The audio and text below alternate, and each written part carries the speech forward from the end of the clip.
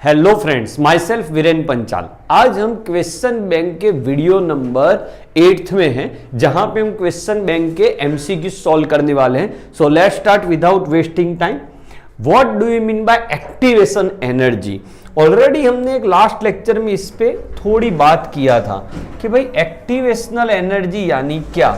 तो यहां से आपके पास 0 से यहां तक जो कोई हो वैल्यू कुछ इस तरह से, तो यहां से यहां जो है वो आपकी थ्रेशोल्ड एनर्जी होती है। 0 से अगर गिनी जाए वो थ्रेशोल्ड एनर्जी होती है। यहां पर जो एनर्जी होती है वो HR मतलब रिएक्टेंट की एनर्जी होती है। उसके बाद जो एनर्जी चाहिए वो आपकी एक्टिवेशनल एनर्जी होगी। तो थ्रेशोल्ड एनर्जी इक्वल्स क्या होगा भाई? एक्टिवेशनल एनर्जी प्लस HR। मतलब थ्रेशोल्ड एनर्जी में से रिएक्टेंट की एनर्जी माइनस की जाए तो आपको आंसर मिल जाएगा C। मैंने लास्ट वीडियो में इस पे अच्छे से पॉइंट भी बनाया था। अच्छा, नेक्स्ट पॉइंट यहां देखिए आप। Chlorobenzene is formed by reaction of chlorine with benzene. Chlorine with benzene, okay, तो कैसे किया जाएगा? In presence of AlCl3। Which of the following species attacks on benzene ring? तो आपको पता होनी चाहिए यह कि यहां आपका एक बेंजीन ड्रॉ करेंगे। बेंजीन जब क्लोरीनेशन करेगा और इन प्रेजेंस ऑफ AlCl3 तो यहां से दो पार्टीशन हो जाएंगे भाई आपके Cl प्लस Cl माइनस यहां जुड़ जाएगा और ये जो है वो बेंजीन पे अटैक करेगा। So answer is B. ये आपको मिल जाएगा chlorobenzene. Okay, next. Which of the following has highest CX bond polarity? Polarity किसकी ज्यादा होती है? तो नॉर्मली हम सोचते हैं कि जिसकी इलेक्ट्रोनेगेटिविटी ज्यादा उसकी बॉन्ड पोलारिटी ज्यादा। पोलारिटी का फॉर्मूला है Q मतलब चार्ज इनटू डिस्टेंस। तो इस तरह से देखें तो फ्लोरीन पे सबसे ज्यादा चार्ज आता है। बट यहां एक बेहतरीन एक एक्सेप्शनल केस है कि याद रखिए CCl में CF की कंपैरिजन में इसकी म्यू वैल्यू ज्यादा होती है। Only for this case when we multiply charge developed on chlorine and distance between this two, ये बढ़ जाता है फ्लोरीन। इसीलिए ये बहुत इंपॉर्टेंट में आप लगा सकते हो। तो आपका आंसर आने वाला है B CH3Cl। Next, which of the following reagent prefer one to get alkyl halide?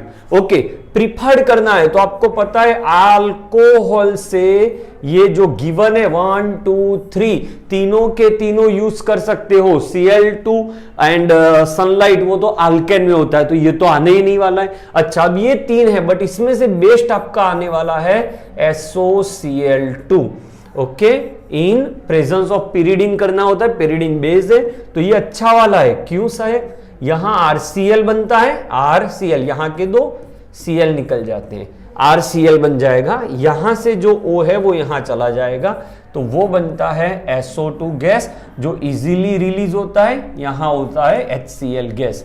दोनों गैसियस होते हैं इसीलिए वो इजीली वहां से रिलीज हो जाते हैं मिक्सचर में से, तो आपको प्योर अल्काइल हैलाइड मिलता है। और एक अगर आपने यहां पे पिरिडीन यूज किया होता तो ये अच्छा वाला बेस है, ये इसे न्यूट्रलाइज कर देता। ऐसे भी आप समझ सकते हो। Next, which reaction is used to get alkane containing double number of carbon in alkyl halide? मतलब अल्काइल हैलाइड में जितने कार्बन हैं उससे आपको डबल कार्बन वाला अल्केन लाना है। जो अल्काइल हैलाइड है उससे डबल।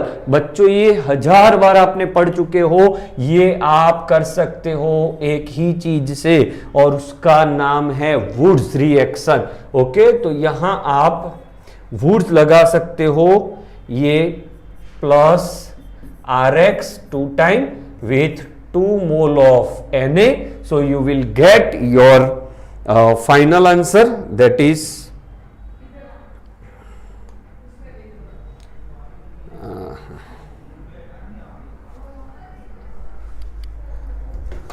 अरे निकुंज, निकुंज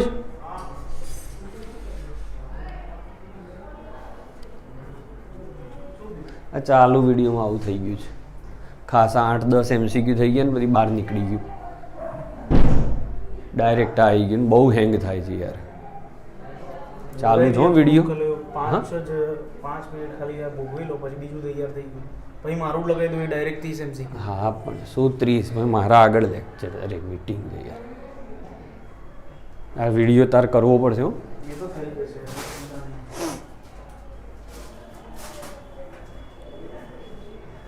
હેંગ કેમ થાય છે પણ? હા એમ એ રે કોલેજ કરતા હતા એ ટાઈમનું રાખી દીધું, પૈસા વસૂલ કર્યા છે.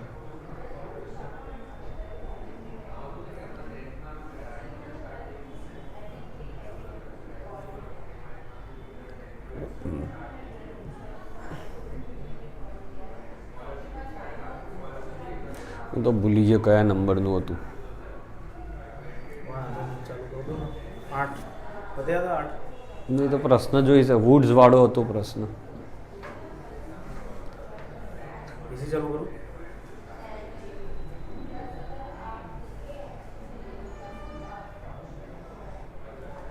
નહીં પહોંચી વળાય હારું.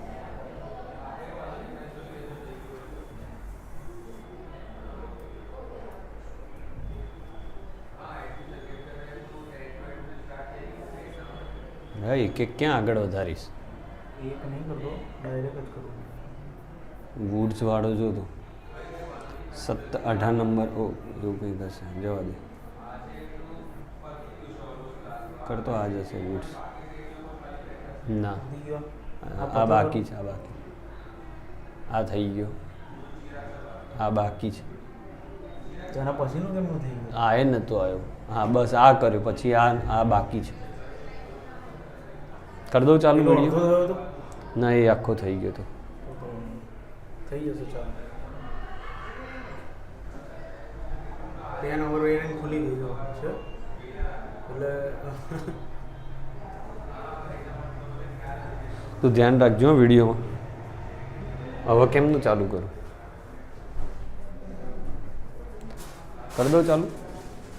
सो नेक्स्ट एमसीक्यू है आपका the number of possible monochloro structural isomers formed on free radical monochlorination of this. तो ये आप स्ट्रक्चर ड्रॉ करते हैं, इसके पॉसिबल मोनोक्लोरिनेटेड प्रोडक्ट कितने हो सकते हैं, मतलब आप कहां कहां क्लोरीनेशन कर सकते हो. तो देखो ये मिथाइल ग्रुप और ये मिथाइल ग्रुप सेम है, तो यहां एक बार क्लोरीनेशन हो जाएगा, फिर यहां नहीं होगा. So first product possible on this carbon. Second यहां पे भी H है, तो एक प्रोडक्ट यहां मिल सकती है, एक प्रोडक्ट आपको यहां मिल सकती है और एक यहां पे. अब आपको लगेगा, मतलब आंसर तो आपका मिल गया, आपका 4. अब आपको लगेगा सर ये मिथाइल और ये भी मिथाइल सेम है. नहीं है, ये दो मिथाइल के बाद यहां CH है, जबकि यहां मिथाइल के बाद CH2 है. So all methyls are not same.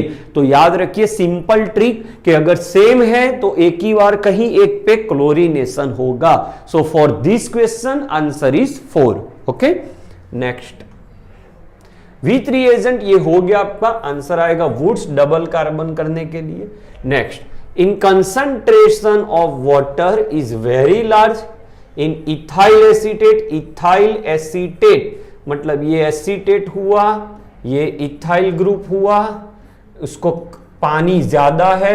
तो when there are 2 reactant and one of it has, दोनों में से कोई एक रिएक्टेंट की कंसंट्रेशन काफी ज्यादा है, लाइक यहां पानी, एज वी नो 1 लीटर पानी ले लिया तो उसकी कंसंट्रेशन 55.5 है, तो ये ज्यादा कंसंट्रेटेड हो गया, तो आप इसे रेट ऑफ रिएक्शन में नहीं लिखोगे तो चलेगा.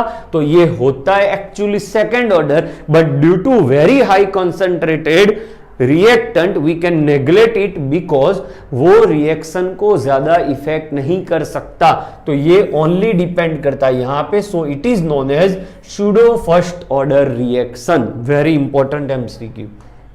Next, which statement is not correct about catalyst, catalyst के बारे में गलत क्या है? Large amount of catalyst, large amount of reactant नहीं, लार्ज अमाउंट नहीं लेना, आपको सिर्फ स्मॉल अमाउंट ऑफ कैटालिस्ट लेना है। तो फर्स्ट स्टेटमेंट आपका गलत है। Okay, next, consider figure and mark the correct option. ये देखिए, तो यहां ये 0 है, यहां ये रिएक्टेंट है HR, ये आपकी प्रोडक्ट की एनर्जी है HP, ये आपकी एक्टिवेशनल एनर्जी 0 से यहां तक ले लो आप, तो वो आपकी थ्रेशोल्ड एनर्जी है, देखते रहिएगा। तो यहां activation energy of forward reaction is E1 plus E2 and product is less stable then reactant. अच्छा, ये देखो, यहां से फॉरवर्ड रिएक्शन यहां तक हो रही है, तो ये E1 प्लस E2 होता है, तो वो सही है। और प्रोडक्ट ज्यादा लेस स्टेबल है, क्यों लेस स्टेबल है? क्योंकि इसकी एनर्जी रिएक्टेंट की एनर्जी से ज्यादा है। रिएक्टेंट की एनर्जी से प्रोडक्ट की एनर्जी बढ़ जाएगी, तो केमिस्ट्री में बहुत सिंपल रूल है, एनर्जी ज्यादा इट मींस कि स्टेबिलिटी कम। तो first statement is correct for this given figure. Okay, next, the slope of a graph, very important, आपने कई बार ये क्वेश्चन पढ़ा हुआ है, log k वर्सेस 1/t, मतलब ये आर्हेनियस इक्वेशन है, k equals a e raise to minus EA by RT। अगर इसको ln में कन्वर्ट किया जाए तो ln k equals ln a minus EA by RT। अगर इसे आप लॉग में कन्वर्ट करो, मैं तीनों ग्राफ आपसे डिस्कस कर रहा हूं जिससे आपका क्वेश्चन कोई भी हो, जब जब लॉग आएगा तब आपको डिनोमिनेटर में 2.303 हो जाएगा। Right now we have log k versus 1/t, so it is log k, ये 1/t हो गया, तो ये आपका स्लोप हो जाएगा, क्योंकि y इक्वल्स ये हो गया आपका mx, ये हो गया प्लस c, तो स्लोप नेगेटिव आएगा, और वो वैल्यू क्या होगी? ये माइनस EA 2.303R। अगर याद रखिए यहां पे ln होता तो यहां 2.303 कैंसल हो जाता। Next, according to Maxwell Boltzmann distribution of energy, क्या सही है? According to the fraction of molecule with most probable kinetic energy decreases at higher temperature। नहीं, टेम्परेचर इंक्रीज होने से काइनेटिक एनर्जी इंक्रीज होती है, तो इससे आप ऐसे आपने लिखा हुआ है NE by NT is directly proportional to, यही है आपका minus EA by RT, this is equals to this होता है। The fraction of molecule with most probable increase at higher temperature, yes, this is right. Okay, so most probable kinetic increases at, ये most probable kinetic energy increase होती है, नहीं, fraction of molecule increase होता है। fraction of molecule मतलब NE by NT। kinetic energy तो temperature बढ़ने से वो राइट साइड मूव होती है। ओके, वो देखना होता है आपको। Next, the slope of graph, ये ऑलरेडी हम कर चुके हैं कवर, ये भी हो गया।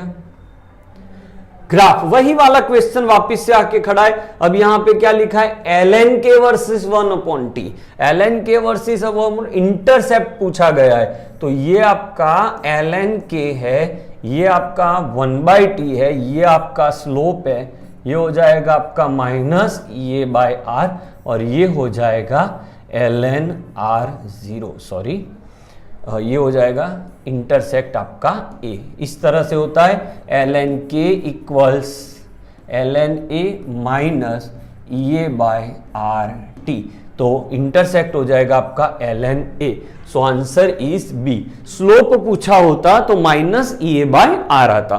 Okay, the first order reaction का एक रेट है हाफ लाइफ, बहुत इजी है, बट यहां पे एक ट्विस्ट किया गया है। यहां देखो सेकंड इनवर्स है, और ये सब यूनिट, यहां सेकंड है, यहां मिनट है, यहां सेकंड है, तो याद रखिएगा rate constant for first order is 0.693 by T half. यहां पे वैल्यू पुट करोगे k की वैल्यू, तब आपको T हाफ मिल जाएगा। जो यूनिट मिलेगा first answer that is in second. Okay, then अगर आप नहीं ला सकते आंसर तो मिनट में कन्वर्ट करिएगा।